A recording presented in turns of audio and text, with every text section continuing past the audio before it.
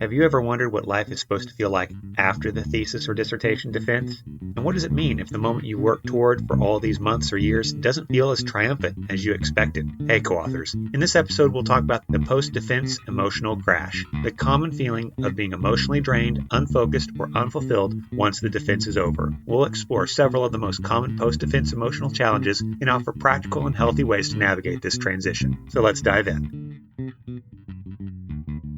So back whenever I was working on my dissertation, I had started it whenever I was still at my doctoral program. I was still teaching classes. I was talking with my cohort friends. I was in the area that I had been in for the past 3.5 years and felt really comfortable in that space. Then I applied for the job that I eventually got, and I ended up luckily getting the job offer. So then I had to finish my dissertation whenever I was away from all of those support systems. Now I can't just walk by my advisor's office if I have a question, or I can't talk to another professor, or I can't ask one of my cohort friends. Like, none of those support systems are there. I'm in a new place with new people. All sorts of office politics are going on. I'm just trying to keep my head down and get everything done, because I know that if I don't get it done, then I will end up losing my job. I've got a very hard deadline staring me in the face. And so I get done in the spring and I do my final defense, and then they come out and they do the whole ceremony like, oh, congratulations, Dr. Ruddick. And so you have that kind of warm, fuzzy feeling for just a second where you're like, oh man, I've made it. I've done it. And then you go back in the room and they're like, okay, but also here are all of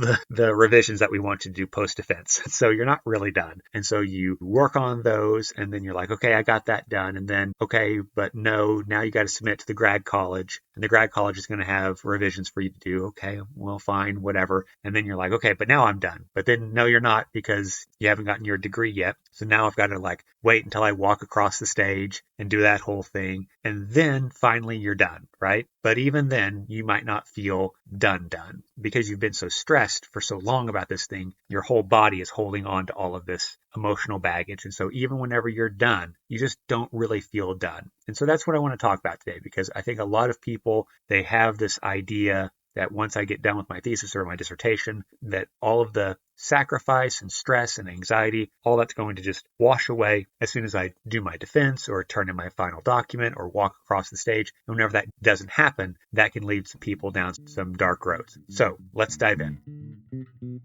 Are you interested in mastering scholarly writing, developing productivity, and increasing impact, all while staying healthy? Then welcome to the Publishing Academic Research Podcast. My name is Dr. Kyle Ruddick, and I'm a full professor and writing coach who's dedicated to making sure you break through whatever is stopping you from reaching your scholarly goals. I meet so many scholars who have creative, innovative, and daring ideas, but can never seem to get those projects from proposals to print. I want you to get your work in the hands of people who will read it and appreciate it. So let's get into this week's big idea.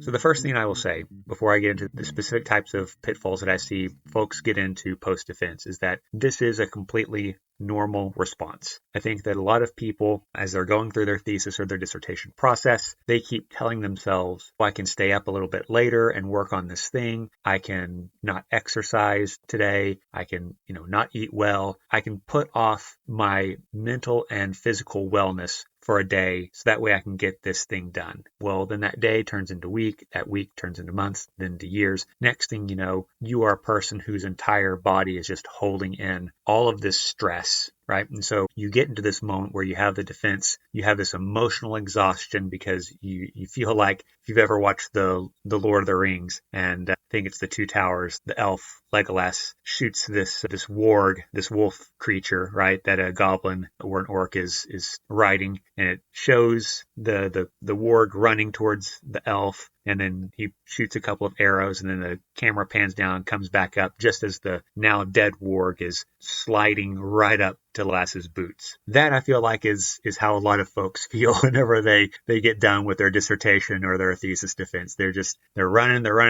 then boom, then they just can't go anymore. Then they just kind of slide across the finish line. And what that ends up doing then is you have this real sense of anticlimax, because you get to this spot and then you're like, oh, but I'm not really done because I've got this other thing. I've got these post-defense revisions. I've got to turn this in. But even whenever you get all of those things done and you're finally done with this school, I'm done with this project, I'm off to the next thing, because so many people go straight from that level of stress and anxiety back into a different type of stress and anxiety. Maybe it's the job that you're in now, or looking for a job, or maybe you just had a kid, or maybe you've had health issues, right? There's a million and one things that even though you don't have this dissertation or thesis anymore, that doesn't mean that you just automatically feel like you're, sipping rum out of a coconut in a beach hammock somewhere, right? Like you don't have this feeling of utter relaxation. And so it's really hard for you to get focused. It's really hard for you to get motivated to the next thing. So let's talk about what some of those different types of pitfalls are. So that way you can be ready for them if you haven't gotten to this point yet in your thesis or your dissertation. Or if you're going through this, we can talk about some practical ways of addressing them. Okay. So the first thing that I would say is I see a lot of folks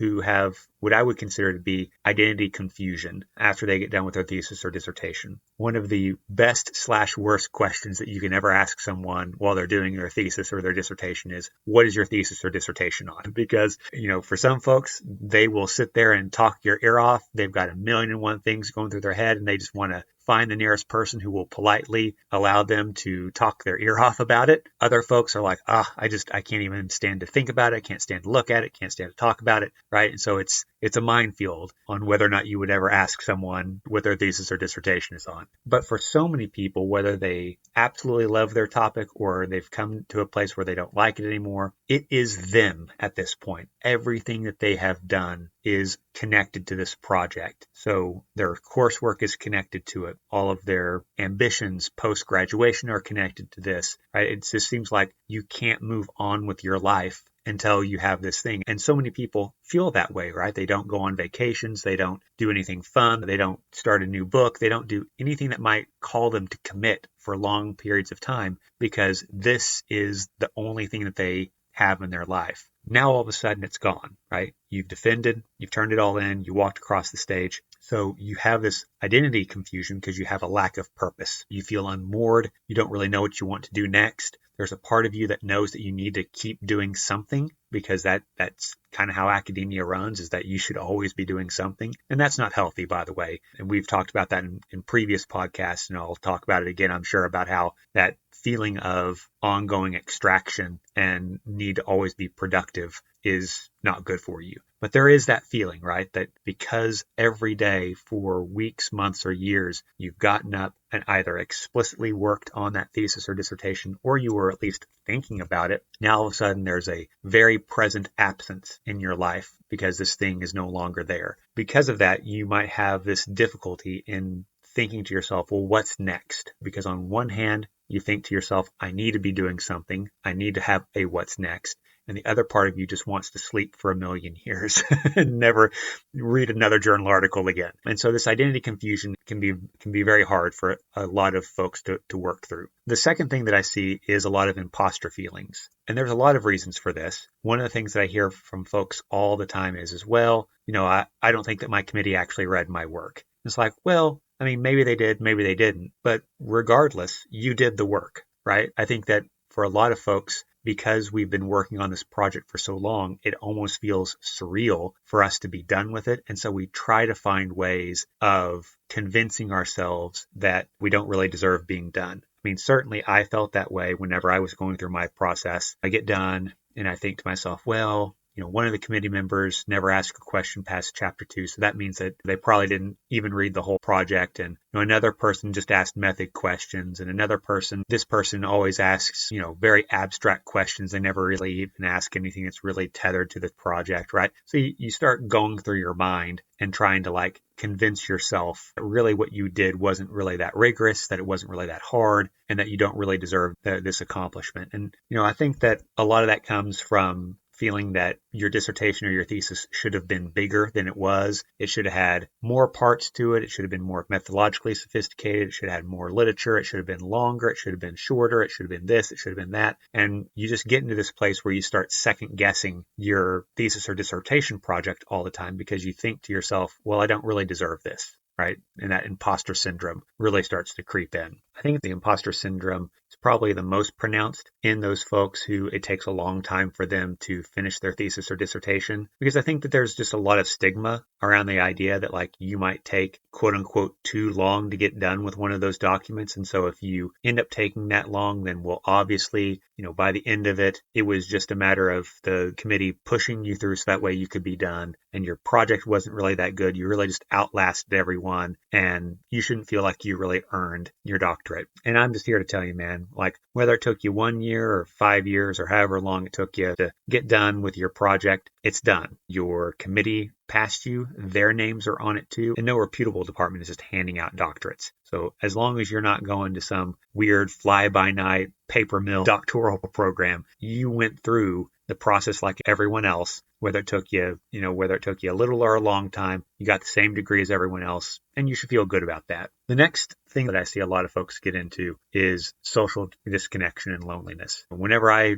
was going through my dissertation process and I left the place where I did my doctorate work and I came and I moved to the town that it would eventually be the place where I ended up being a professor, I felt very much disconnected from everyone. My advisor was no longer really readily available to me. I couldn't talk to committee members. I didn't have my cohort around me. All the folks that I'd spent the last 3 years of my life with, learning and developing my craft with, those folks were now in the thick of their own dissertations. So, all those things together really made it very difficult to feel like that I was a part of either place, because I didn't really feel like I belonged back at my doctoral program because I'd moved away from it. But I also didn't really feel grounded in the place that I had moved to yet, because I knew that if I didn't get my dissertation done, that I was going to get fired. And so it's really kind of hard to develop friendships and lasting relationships with people when you're like, oh, well, in 8 months, I could not be here. I'd love to spend time with you. I'd like to learn more about you. I'd like to, develop a friendship, but I really can't do that because right now I've just got to keep my head down and get this dissertation done. And so you feel really isolated. You don't have an academic community anymore. And the only people that you might really have left that are constants in your life are the sort of lifelong friends or family that you have. Well, those folks are probably not academics. So now you've gone weeks or months without having a proper conversation about the ins and outs of your dissertation. You come back home for Thanksgiving or, some holiday or something. They're like, well, how are you doing? Next thing you know, you've gone on a 20-minute monologue about all the things that are going on with your dissertation and everything else, and that everyone's just kind of wide-eyed like, oh, geez, I just kind of wanted the polite, oh, I'm doing fine, and then moving on. But now this person's talking my ear off because you're just so starved for having meaningful connection with people because you feel so out of place now in your life. All this is to say is that as you're finishing up your thesis or your dissertation, it is very, very common that people go through these problems. A lot of that is because we as academics build up the thesis or their dissertation process and the project itself way too high. We oftentimes pressure students, and we oftentimes even pressure ourselves to do projects that are too big, too laborious, too ambitious. And as a result, we put ourselves in positions where if we get to the end of the process, and a non-trivial amount of people don't make it through the dissertation, right? Like a lot of people leave their programs ABD because they just can't get done. But even for those folks who get done, there's just so much emotional turmoil and baggage on the other side. And so it's really important that you prepare yourself, that you don't put this defense or the graduation ceremony or whatever it is on this pedestal and feel like you're going to have this instantaneous release once you get that thing, whatever it is, because it's probably not going to happen. And then you're going to end up feeling worse. So what are some ways then that you can navigate these problems? Well, I've got 4 recommendations for you. The first one is that it's very important, and I would say this is important throughout the thesis or dissertation process, and that is it's important for you to build a routine around your sleep, around your meals, around physical movement, exercise, whatever it is that you want, but you need to have a routine, and that routine needs to be one that carries you through the thesis or dissertation process and beyond it. One of the most important things that you can do for your body to make sure that it doesn't lock itself up with anxiety and stress is to give your body predictability. Whenever you have instability in your mental life, is this the right thing to write? Is this the right theoretical framework? Is this the right analysis? You're giving yourself all this mental stress as you're thinking through those things. The last thing that you need to do is also give yourself physical stress by staying up too late, ingesting drugs or alcohol or other things that are going to end up making sleep worse for you, eating really poorly or not eating at all, not getting physical exercise. Those sorts of things are going to feed off of each other. And now your mental anxiety is feeding off the physical instability that you have. And now your whole body is out of whack. So it's really important for you to build and maintain that sort of routine now, so that way you can have it throughout your process and then have it beyond it. The second thing that I would say is that it's very important for you to map out what your process is going to look like.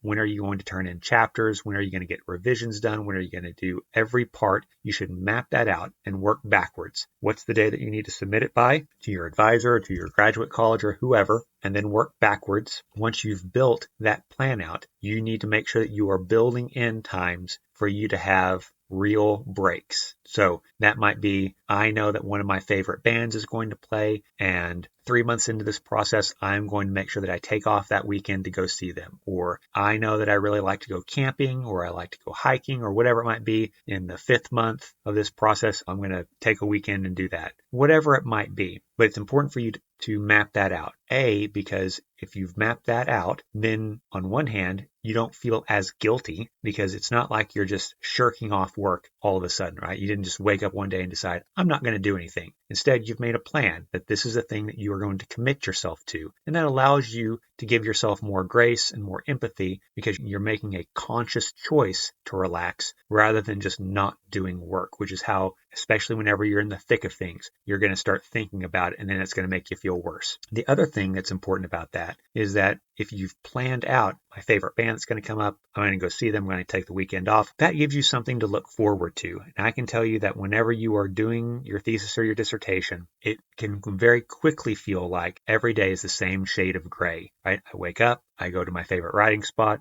I write. I come back home. I eat. Next day, I do the same thing. Next day, I do the same thing. Next day, I do the same thing, right? It can quickly start to feel very repetitive and boring, to the point to where that is also giving you mental stress, because it doesn't feel like you really have anything to look forward to except more writing. And even though you might like to write, certainly I do and did, there were times whenever the last thing that I wanted to do was to sit in Panera again, which is my favorite writing spot, and write for another 3 or 4 hours. Like, there were times whenever I was just like, I can't do this anymore. I need to go do something else. And so whenever you've built that into your routine, it allows you to be able to look forward to it and to feel good about doing it. The third thing that I would say is that it's really important for you to develop or rediscover any sort of hobbies that you had. Again, I think one of the things that I see so often with folks is that they get so wrapped up into their thesis or their dissertation, they don't have time to find any enjoyment in anything in their life. If they had a hobby, they've given it up, or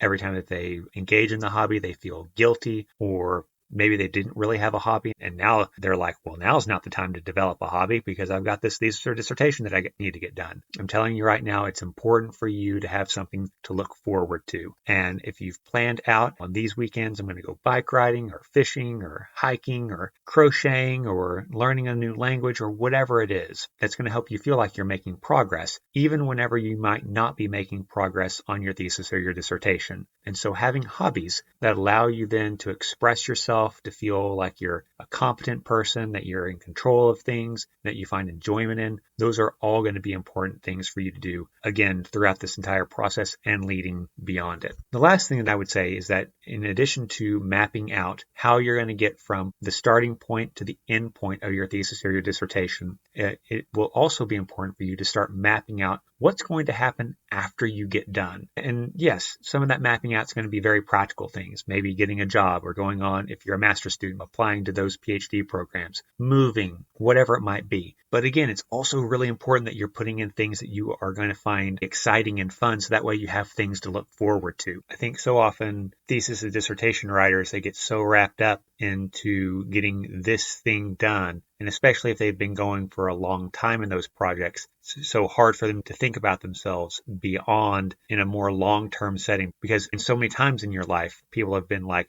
hey, do you want to do this? Well, I can't do that because of my dissertation. Hey, do you want to do this? Oh, well, I can't do that because of my thesis. Do you want to plan for this? Well, my advisor might want me to be there, so I can't do this, right? So you have not been able to do any long-term planning for so long. And so I think that having a really good post-defense map about what it is that you want to do, who it is that you want to be, all the things that you want to achieve after you've gotten this thing done can help spark that imagination. And yes, even if one of those things is just, I want to stay up late and sleep in the next day, I want to watch some bad TV shows, I want to do something, and for the first time, whatever that thing might be, I'm not going to have to think about my thesis or my dissertation, right? You should do that, because having that plan now before you get into the thesis or dissertation project, or before you get to this place where you're done, is going to help give you the energy and the focus for you to do those things. Because otherwise, you're going to get done with the defense and you're going to be like, well, I'm not done yet. And then you got to do your post-defense revisions, graduation. Oh, I'm not done yet. Next thing you know, you've waited so long to start your life after the thesis or the dissertation that now life is sort of demanding things from you. And so you just find yourself falling into another form of stress and work and anxiety instead of you being intentional about what things you're going to be doing next. So next week's episode is going to be the last one on theses and dissertations. After that, I'm going to talk about other forms of publication. I hope you found it helpful either for yourself or maybe something that you can assign to your students. If you have any questions or anything that you want to talk through in these processes to me, happy to do that. If you're a PhD or master's program coordinator and you'd like me to talk to the students in your program, I'd be happy to zoom in and talk to them, answer questions, share any insights that might be helpful for them, because I know that theses and dissertations can be very, very stressful projects. Sometimes it's helpful just to have an outside person come in and be sort of a neutral facilitator of the stressors and the anxieties and the fears that people are going through. And I'm happy to do that for you. And if you're going through your thesis or your dissertation journey and you want a little extra help, reach out to me. My contact information is in the podcast description. You can always talk to me for free for the first 30 minutes. Okay, so thank you again for listening, and I will see you in next week's episode. Hey, co-authors, what's stopping your best ideas from becoming your next big publication? Brilliant research shouldn't die in your drafts folder. Now's the time to bridge the gap between the possible and the published. You can support this podcast by subscribing to it, leaving a positive review, assigning it to your classes, or sharing it with a colleague. Let me know what I can do to make this the best podcast resource for you. And if you'd like to know more about my writing coach services, then you can find my information in the podcast description and set up an appointment. I'll be back next week with another episode. But until then, keep healthy, keep writing, and don't let reviewer 2 get you down.